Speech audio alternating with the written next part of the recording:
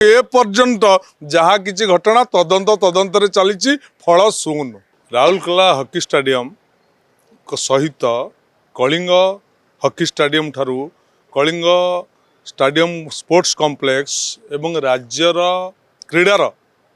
उन्नतीकरण एवं अग्रगति जहाँ होईची नवीन पट्टनायक समय नवीन पट्टनायक नेतृत्व में यह कार्यकारी होईची।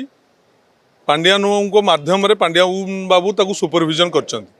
किंतु जहाँ होईची नवीन बाबू नेतृत्व में नवीन बाबू सरकार समय कहार